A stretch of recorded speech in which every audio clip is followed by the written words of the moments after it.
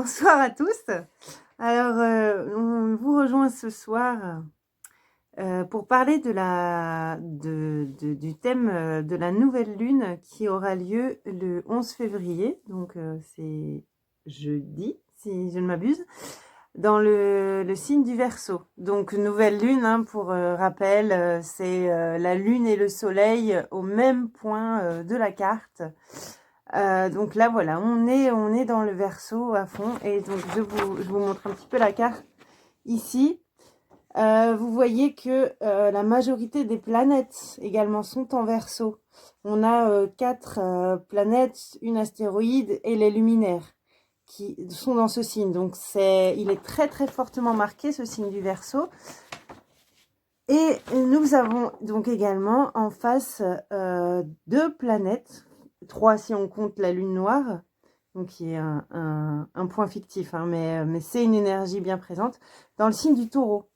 Donc ce qui se passe, c'est qu'il y a 2 énergies, deux types de valeurs fortement marquées et en tension. Vous voyez tous ces traits noirs, tous ces traits rouges, pardon, qui sont des carrés, donc des aspects de grande tension entre les planètes. Du coup, ce qu'on peut dire en regardant la carte, c'est que ça chauffe. Il y a vraiment des tensions qui peuvent générer, donc là on a Mars hein, qui est placé entre Uranus et l'élite en Taureau, des réactions de colère. Bon, on va voir plus tard alors oui, il peut y avoir de la colère active, extériorisée, mais aussi on rencontre beaucoup de colères qui sont intériorisées. Des sensations d'incompréhension par rapport à tout ce qui se passe et ce que ça soulève en nous. Alors voilà, d'abord, avant de donner la parole à Cathy, j'aimerais bien faire un petit rappel sur qu'est-ce que c'est les valeurs respectives du Verseau et du Taureau. Qu'est-ce que ça représente? Alors, le Verseau, c'est un signe d'air. C'est le 3e des signes d'air.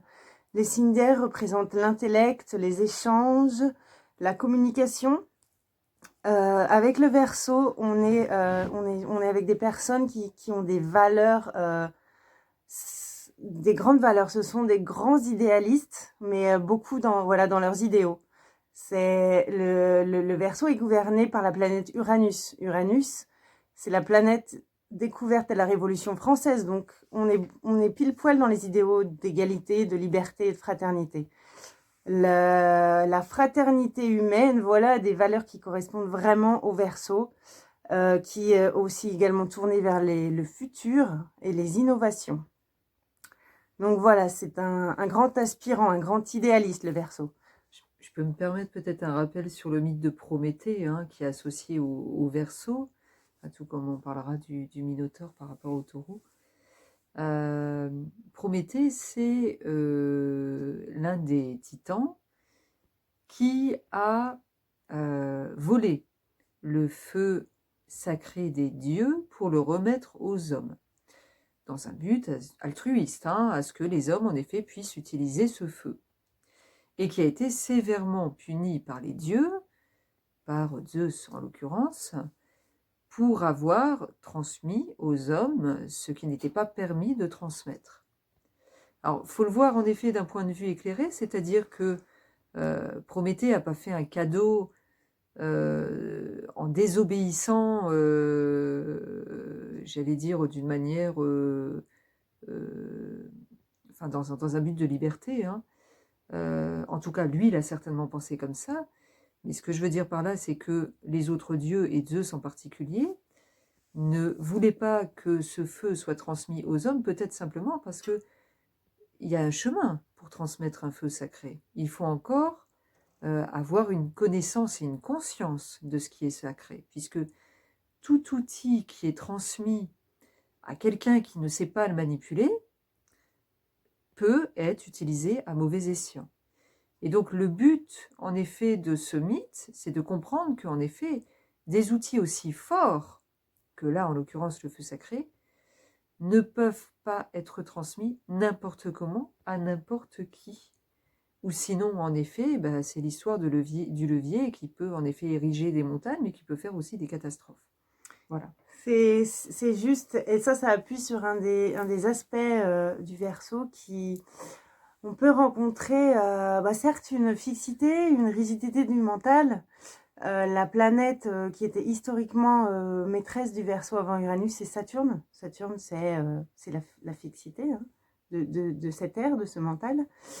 Autant il peut être ça, autant il peut avoir, comment dire, une certaine naïveté, hein, comme Prométhée en fait, qui se rend pas compte de ce qu'il va générer, de ce qu'il va mettre en place, avec des intentions bonnes. Ces intentions sont le partage à tout le monde et l'évolution. Allez, on y va les gars, on avance vers le futur, mais si c'est pas bien réfléchi ou si c'est pas réfléchi avec les 360 degrés de la conscience, eh bien, attention aux retombées possibles. Donc ouais, ça c'est le Verseau. Donc c'est le signe des génies aussi, hein, des inventeurs et des esprits précurseurs et géniaux.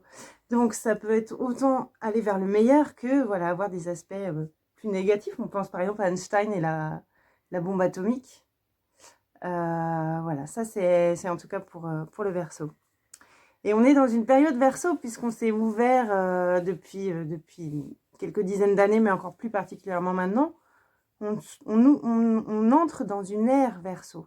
Donc on est amené à promouvoir ces valeurs Verseau. On en reparlera tout à l'heure, mais pas n'importe comment.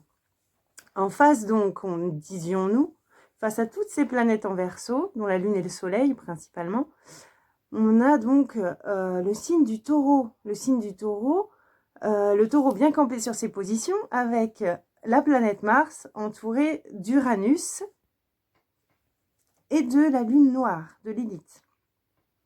Alors, le signe du Taureau, c'est un signe de terre. Les signes de terre, ils représentent l'aspect concret et pragmatique de la vie, c'est-à-dire, je crois ce que je vois, je me fie à mes sens, ça c'est très important aussi hein, pour les signes de terre, et notamment le Taureau. Le Taureau est gouverné par Vénus, c'est la sensualité vénusienne, mais c'est aussi l'aspect l'aspect sensitif. Donc je me fie à mes sens, je jouis du moment et voilà, le Taureau est vraiment dans l'instant présent, c'est le signe de l'enracinement. Je mets en place mes projets et je vois à long terme. Le Taureau va lentement, mais sûrement, contrairement au Verseau qui, on disait, est dirigé vers le futur et a tendance à aller à toute allure. Hein. C'est la vitesse de l'élément aérien. Donc voilà, le Taureau, c'est tout ça. C'est aussi le respect des traditions, de la coutume. On ne change pas une équipe qui gagne, contrairement au Verseau qui est très éclectique, qui a la capacité de suivre ses intuitions pour aller vers un changement rapide. Et ce fameux Mars qu'on a en Taureau, justement, Mars-Taureau, Mars, la planète de l'action, et en Taureau, il est lent. Il est beaucoup plus lent. Il aime poser ses actions de façon donc posée et pragmatique, et voire à plus long terme. Et si on l'énerve, c'est comme l'animal, le taureau, hein. Si on l'énerve, il met pas mal de temps, il peut mettre pas mal de temps à réagir, il peut prendre sur lui, mais voilà, s'il explose, par contre, on le sent passer. Et donc, c'est le risque avec ces tensions entre les planètes, ici présentes. Voilà, pour un petit peu introduire ces deux grandes énergies qui sont donc en dissonance. Voilà, voilà. Donc, qu'est-ce qui se passe moi, ce que j'ai envie de dire avec ma vision astrologique, c'est que et s'il y avait une sorte de troisième voie, parce que là on voit, alors voilà, les deux groupes sont chacun campés sur leur position. De toute façon, cette troisième voie, on la voit et on l'évoque déjà depuis un certain temps. Ça. Hein. Et c'est toujours, de toute façon, sur cette troisième voie qu'on est amené à cheminer, c'est-à-dire une voie de conciliation et non pas de dualité. C'est ça. Je mettais mes mains comme ça, j'allais parler des cow-boys. Enfin, je voyais les cow-boys dans les films de western qui se regardent avec leur regard de feu pour voir qui va tirer le premier. Mais non. Effectivement, alors ce qu'on observe, je vais vous montrer la carte à nouveau. Donc, vous voyez voilà, nos deux groupes ici bien présents. Ici, Au niveau de la petite flèche, donc au niveau de ce qu'on appelle le descendant en astrologie, c'est comment je vais aborder l'autre, donc la relation à l'autre. Nous avons la planète Neptune qui est là, qui se situe au milieu. Et on ne le voit pas bien, mais elle forme des aspects positifs. Des traits bleus, ce sont des aspects positifs, c'est en triangulation. Et Neptune, en astrologie, c'est la planète de la spiritualité, c'est l'ouverture au tout. Et il vient nous dire, c'est comme s'il venait de dire aux deux groupes, hé les gars, mais si vous, au lieu de vous affronter, si vous alliez prendre les aspects positifs, parce que vous avez tous les deux, parce qu'on a tous des aspects positifs, et si vous cherchiez un terrain d'entente, une conciliation, ce serait pas plus mal pour tout le monde et ça permettrait d'évoluer dans le bon sens. Puisque oui, on est dans une idée d'évolution, hein, c'est ce qu'amène le Verseau, l'évolution de la conscience humaine, mais pas n'importe comment, pas à tort et à travers et avec des évolutions, des innovations qui pourraient faire mal si elles sont mal considérées. On prend le temps d'aller chercher également dans les traditions séculaires, dans les valeurs de la terre, dans les valeurs de notre terre en fait. Hein. On parle d'Uranus en taureau comme étant vecteur d'écologie, de bienfaits pour la terre, etc. Donc, c'est vraiment un facteur de conciliation. De prendre conscience du tout, en fait, qu'on est tous un tout, qu'on fait partie d'un tout et qu'on n'est pas là pour se faire la guerre. Cathy, est-ce que je peux te... Alors, je vais parler peut-être des tirages de cartes qu'on a fait, hein, qui vont un peu donner les 3 thèmes principaux, outre, j'allais dire, la trame générale qu'on vient de donner. On part toujours donc du livre de Thoth, hein, du tarot de Thoth. Et donc, la première carte qu'on a tirée, c'est celle-ci, qu'on avait déjà tirée d'ailleurs la fois dernière. C'est l'ensemenceur. Et donc, ce qu'on voit à travers cette carte, c'est que, moi je l'interprète comme ça, c'est qu'il y a nécessité, vous voyez, de se mettre, j'allais dire, en préservation d'un extérieur. Parce que vous voyez qu'à l'extérieur, hein, si je reviens, il y a des oiseaux, dont un vautour qui n'est pas très sympathique. Donc, ce qui veut dire qu'en effet, il y a un extérieur aujourd'hui, où ça chahute un peu de tous les côtés, alors ces dernières semaines, et moi j'ai pu l'observer, hein, même parmi les enfants, enfin dans les écoles, etc., il y a un ras-le-bol. C'est pas facile. Il y a un ras-le-bol, c'est pas facile, les tensions montent. Et où si je puis me permettre, justement cette planète Mars dont je vous parlais, ça symbolise en ce moment, de ce dont tu parles, la réactivité. On n'est pas dans le fait d'être en activité, en action, mais tendance à la réactivité parce qu'on est agacé, parce qu'on est envahi par tout ce qui se passe qui ne correspond pas forcément à nos valeurs ou au cours normal des choses. Et donc, on réagit. La tension monte, on réagit, on explose. Et où, j'ai résisté, j'en ai perdu mon fil. Et où donc, voilà, donc à travers ces réactions, voilà, je le reprends, qui est à l'extérieur, on va avoir tendance à, on va dire avec sagesse, hein, pour ceux qui en effet qui agiront avec sagesse, mais je pense qu'en effet on a tout intérêt à suivre ça, à aller rechercher notre lumière divine, terrestre. Et là, on parlera vraiment là-dessus, sur cet aspect, c'est que, voilà, arrêter à un moment donné d'aller, d'être la tête dans les étoiles et pas ancré sur Terre. Il est important de comprendre que toute démarche spirituelle, elle est dans la matière et qu'elle se vit au quotidien.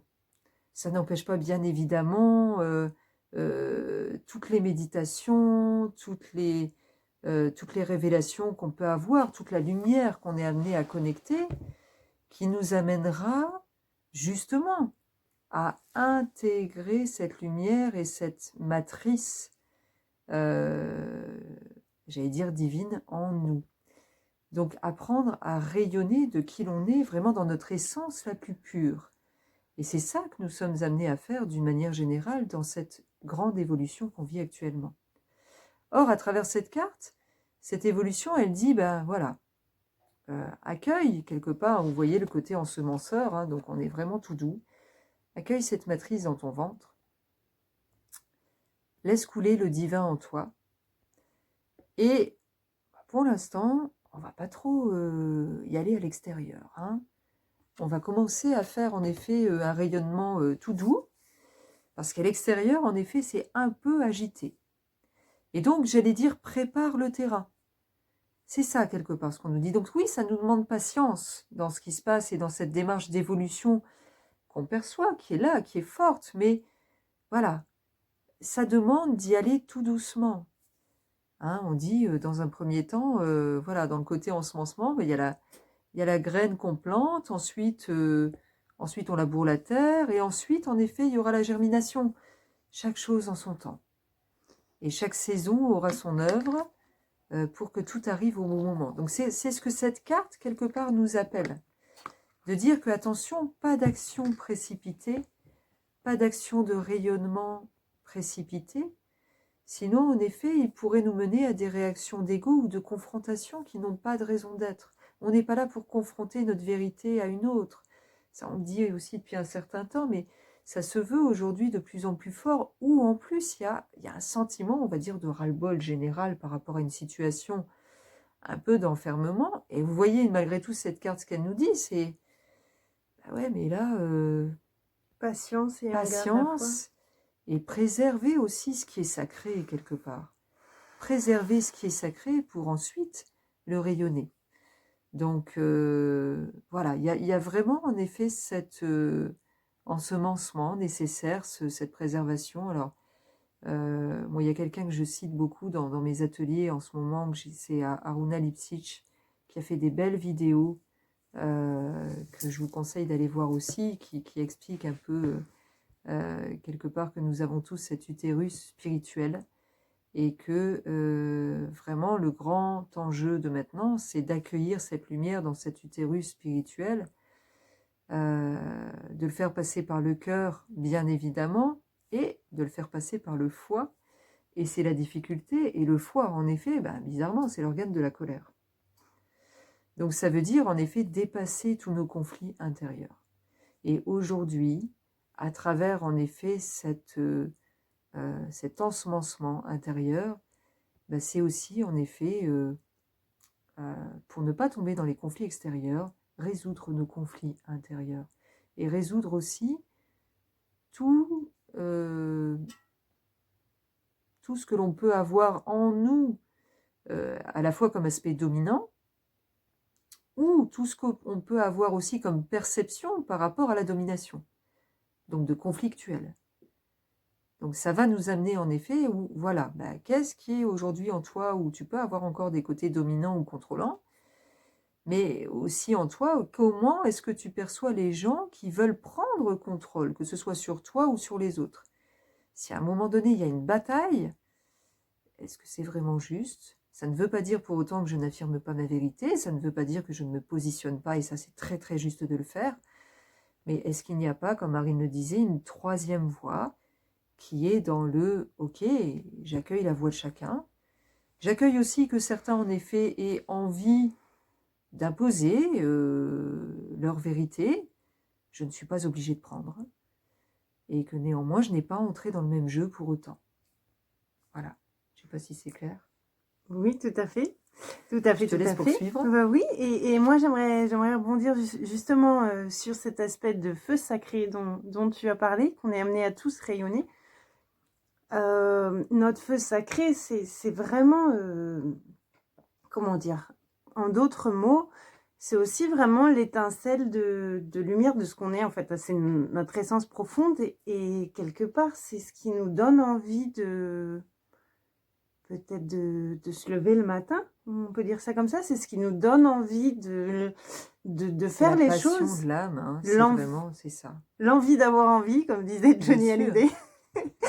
Et vraiment, c'est vrai que pour avoir parlé avec plusieurs personnes, le climat actuel n'aide pas ça, et au contraire, on rencontre plusieurs personnes qui n'ont plus du tout envie, qui voient plus le but d'avancer, de se lever, d'aller au travail, il y a plus d'envie, il y a plus de...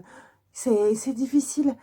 Et, et, et, et ce feu sacré, enfin, cette énergie, cette lumière voilà, qui nous pousse en avant, elle est vraiment très présente aussi à travers les énergies célestes. Je vais vous le montrer. Alors, à l'ascendant, donc l'ascendant, c'est le moment où le soleil se levait, donc c'est le point est de la carte du ciel. Et à l'ascendant, donc qui est en Vierge, la Vierge c'est un signe concret, pragmatique, mais c'est aussi celle qui défend le feu sacré, quelque part. C'est un peu la Vestale qui entretient et honore ce feu sacré. Et là, on a l'astéroïde, alors c'est en grisé, on voit pas bien, mais Vesta, vous voyez ici, qui est en conjonction exacte à l'ascendant. Ce qui signifie que ce qui se présente, je me présente au monde à travers mon feu sacré.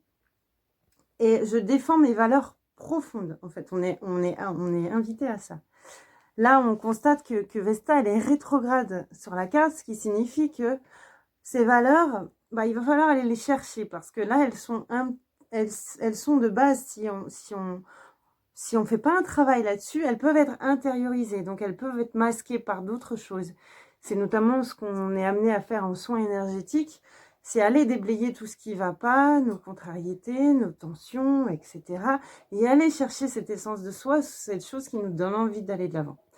Et vraiment, je trouve ça merveilleux que ce soit comme ça en conjonction à l'ascendant. C'est vraiment ce qui va nous, ce qui nous fait vibrer et ce qui va nous mettre en mouvement pour initier tout le reste.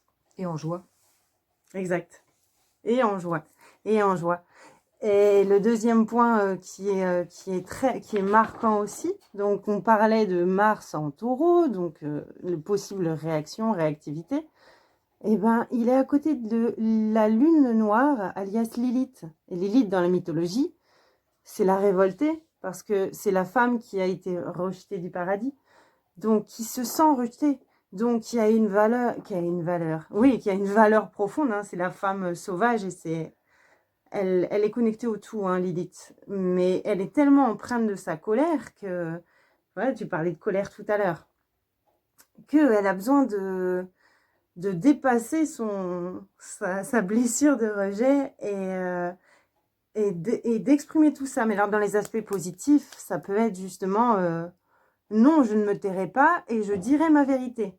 Tu vois, un aspect positif à Vesta, à la lumière, je vais pas me laisser contraindre par tout ce qui se passe et je garde ma vérité et mes valeurs et je laisse pas s'étouffer par ce qu'on voudrait me faire croire ou les mouvements que prennent les choses à l'extérieur.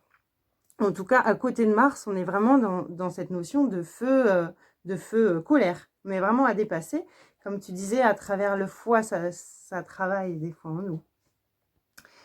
Et la dernière planète à côté de Mars, c'est Uranus. Uranus, bizarrement, c'est comme on disait, c'est le gouverneur du Verseau.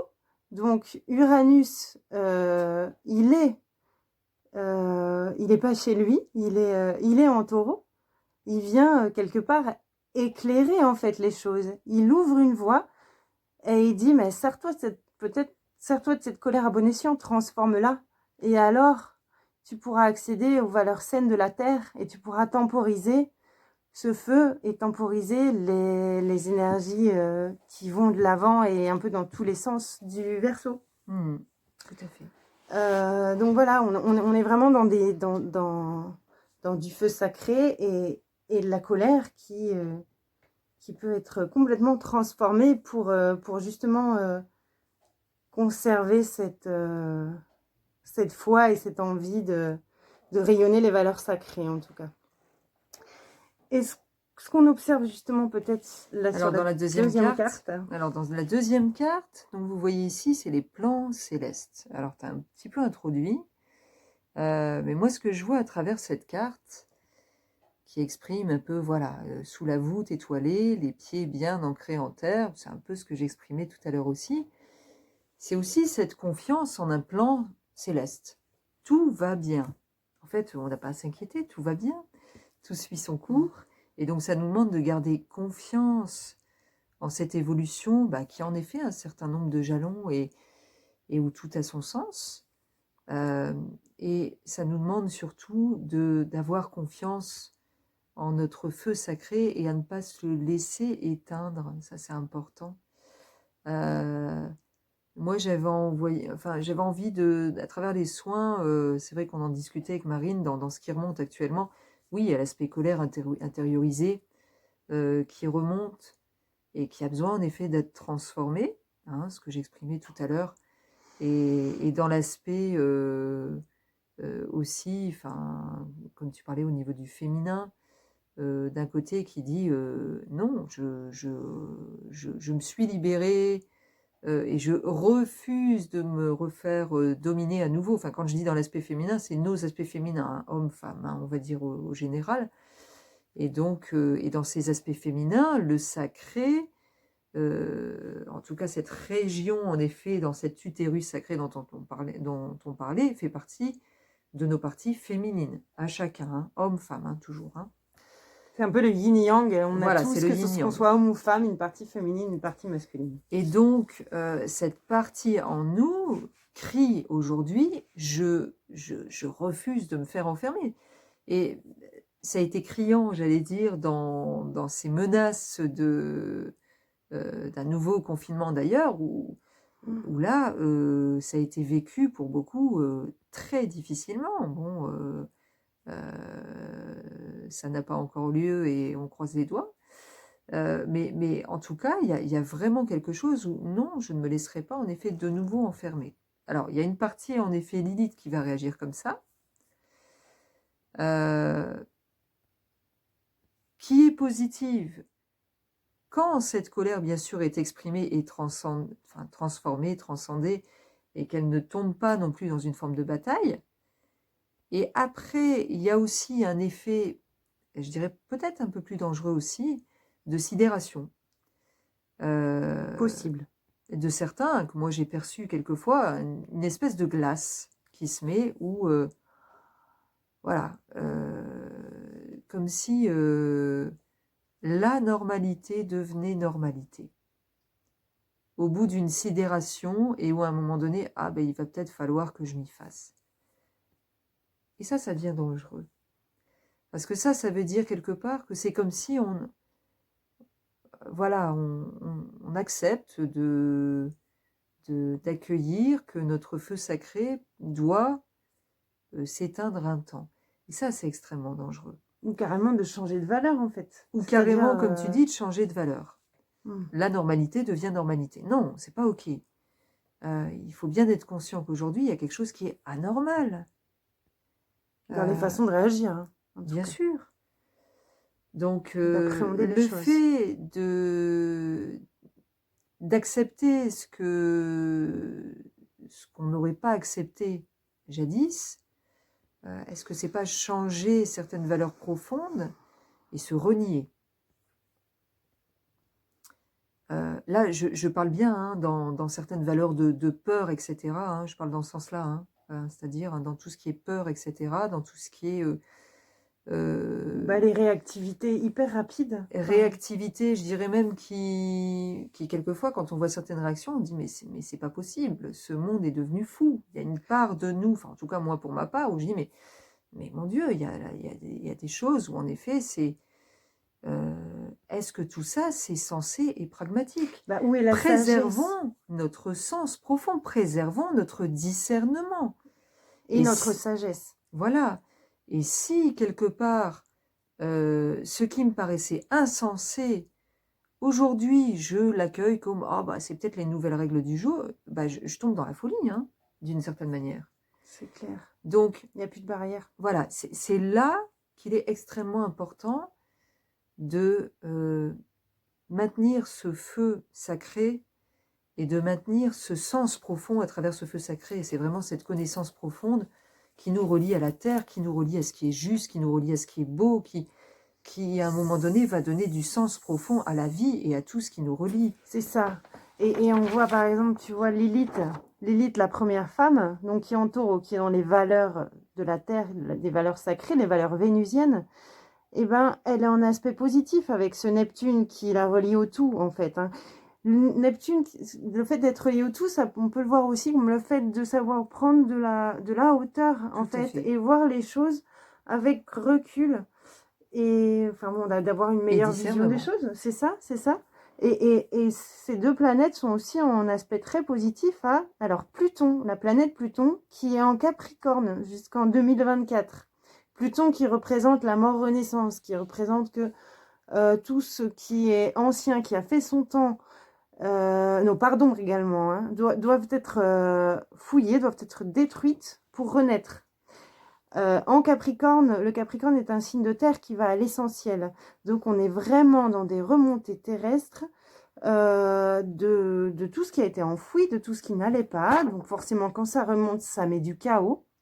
Mais tout ça, c'est pour être transformé et pour que la Terre soit épurée et elle puisse monter en vibration.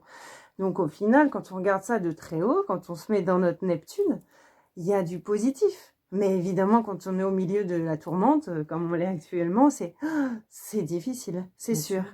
Et cette Lilith, elle est reliée à ces deux-là, à ces deux géants.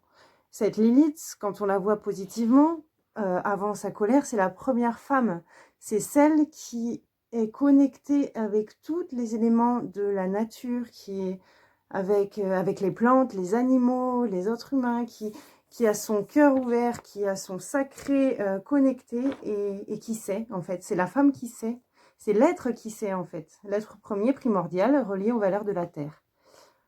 Et donc voilà, ça c'est magnifique de voir ce trio-là, en fait, qui nous indique un autre chemin que cette bataille première qu'on voit dans les énergies actuelles, en tout cas. Voilà, donc c'est vrai que ce deuxième aspect, en effet, hein, à travers cette carte, les plans célestes, c'est donc de faire confiance, j'allais dire, à la vie et au déroulement de ce qui se passe, mais tout en conservant vraiment notre discernement et en maintenant notre feu sacré intact. Ça, c'est extrêmement important.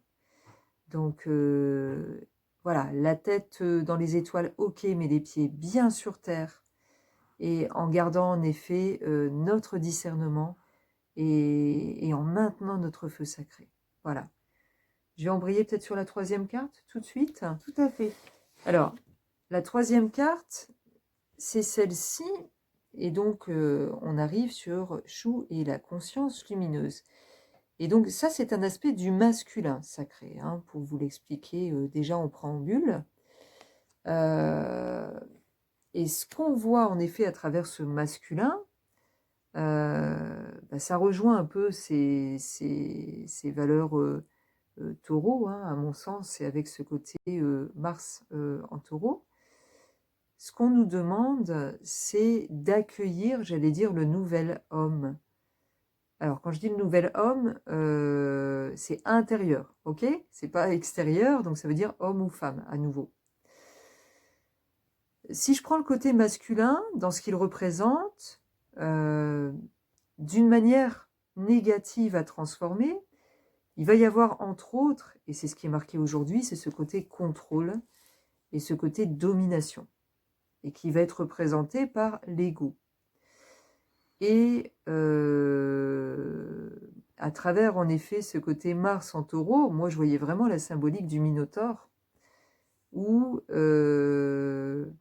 bon, dans une interprétation aussi, hein, qui m'est personnelle du mythe, où, ça par contre c'est pas personnel, c'est partagé, c'est que le Minotaure est donc un fils du roi Minos, enfin pas du roi Minos directement, de la femme du roi Minos, qu'il a eu avec un taureau, qu'en réalité le roi Minos devait sacrifier aux dieux.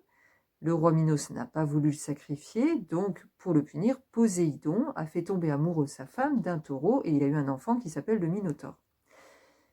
Symboliquement, ça exprime le fait que Minos n'a pas voulu sacrifier son ego aux dieux, et donc pour les punir, les dieux ont fait enfanter sa femme de son ego, le Minotaure. Voilà, qui est donc un monstre, entre guillemets. Et ce Minotaure a été enfermé dans un labyrinthe et, par ses pulsions, dévoré les hommes et les femmes qu'on lui présentait. Bon, je fais une version très très simplifiée du mythe. Si je veux interpréter le mythe, transformer le Minotaure, c'est non pas tuer l'ego, on ne le tue pas l'ego, on le en a besoin. transforme. On en a besoin de notre ego. Et donc on est amené à transformer en effet cette part en nous qui veut dominer, contrôler, pour au contraire préserver et sécuriser notre partie sacrée. Ce masculin ou cette partie masculine à faire renaître doit être au service de notre partie féminine et particulièrement de notre partie sacrée. Elle doit amener la sécurité de cette partie sacrée, la préservation de cette partie sacrée qui de ce fait-là pourra pleinement se révéler. Et donc ce nouvel homme, j'allais dire à faire renaître en chacun, c'est une partie masculine qui est au service de notre partie féminine.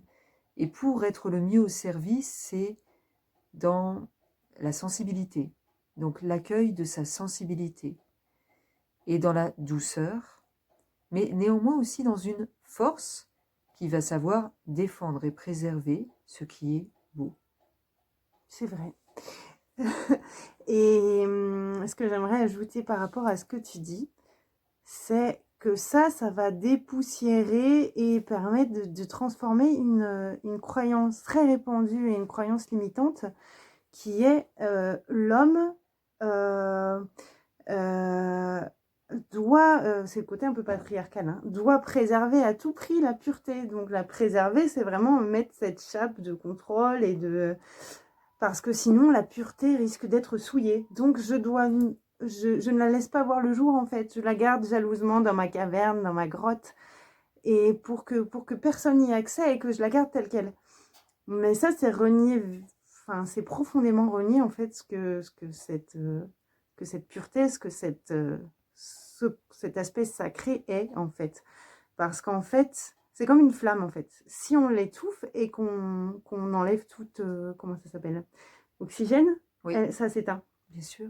Alors que si, au contraire, on ouvre la caverne et que l'air passe, le feu peut prendre. En fait, là, c'est pareil. La force vient du fait même que ce sacré est révélé et qui peut prendre en ampleur et qui peut, voilà, en se transformant, prendre de la force. Et alors là, le masculin, bien sûr, préserve toujours ce sacré, mais en fait, plus que le préserver, il le fait rayonner. Il le fait rayonner, il en est le porte-parole, en fait. Exactement, il le fait rayonner. C'est exactement ça. Et j'ai l'impression que c'est ces croyances anciennes et profondes qui sont là pour être transformées. Tu vois, et notre Uranus, c'est notre planète Uranus qui est toute l'année 2021 en taureau. Il vient aussi dépoussiérer les anciennes croyances liées à cet aspect terrestre, à cet aspect terrien, à cet aspect domination. Alors, je ne veux pas m'attirer les foudres de certains, mais domination un peu patriarcale de la société. Ou même en face de cet aspect patriarcat, on a le matriarcat. On n'est pas là ni pour aller dans l'un, ni pour aller dans l'autre, en fait. Ce qu'explique Cathy, c'est vraiment réconcilier les deux. C'est une réconciliation intérieure, d'abord, hein, parce qu'il ne peut pas y avoir de réconciliation extérieure s'il n'y a pas de réconciliation intérieure. Et c'est ça, où chacun a sa place, en fait. Bien sûr. Donc, à travers cette nouvelle lune du 11 février, qui est toujours un départ, hein, un nouveau cycle qui s'entame, on peut parler, donc pour finir, d'une nécessaire réconciliation des valeurs féminines et des valeurs masculines sacrées, comme on l'a vu. Défendre le feu sacré, c'est d'abord donc l'initier, le faire fructifier et le rayonner. Voilà, oui, je pense que pour résumer, en effet, c'est vrai que cette période que nous vivons, c'est d'abord, j'allais dire, patience. Patience, préservation de soi, c'est extrêmement important aussi. Travaillons, ouais, de toute façon on travaille tout le temps, hein, en ce moment, mais travaillons vraiment sur nos aspects qui sont dans des conflits, liés en effet à la domination, au pouvoir, c'est le moment. Hein. Et accueillons en effet cette partie, ce feu sacré en nous, qui est sécurisé, protégé par un masculin tendre et protecteur. Voilà. Bon, ben, je pense que Qu'on a tout dit. on a fait le tour. Et ben écoutez, on vous souhaite une belle nouvelle lune qui, bon, a priori, d'après ce qu'on perçoit, permettra peut-être d'avoir une phase un peu plus facile derrière. En tout cas, on le souhaite. Tout à fait, tout à fait. Donc, À savoir que la prochaine pleine lune sera... voilà, la lune, elle sera en vierge, mais on sera dans l'époque poisson. Donc ça facilitera un certain apaisement. Et sur ce, eh bien, on vous souhaite, oui, voilà, une bonne pleine lune. Surtout, restez bien au chaud dans... nouvelle lune. Nouvelle lune, c'est vrai, dans la grotte de votre cœur. Oui. Comme le montrait cette jolie carte de Happy, du dieu Happy qui ensemence, hein, comme un verso, mais voilà, il est protégé. Et il est toujours en contact avec son étoile. Ça, c'est très joli. Donc voilà, on vous souhaite de belles énergies de pleine lune. Prenez soin de vous. Et ne vous laissez pas démonter, détraquer par les énergies environnantes. Au contraire, Voilà. restez dans votre feu sacré et préservez la joie autour de vous, le lien. On en parlait la fois dernière, je pense que c'est essentiel toujours de rester en lien les uns avec les autres et de rayonner ensemble de notre soleil intérieur. Voilà. Une très belle soirée et à très bientôt. À très bientôt. Au revoir.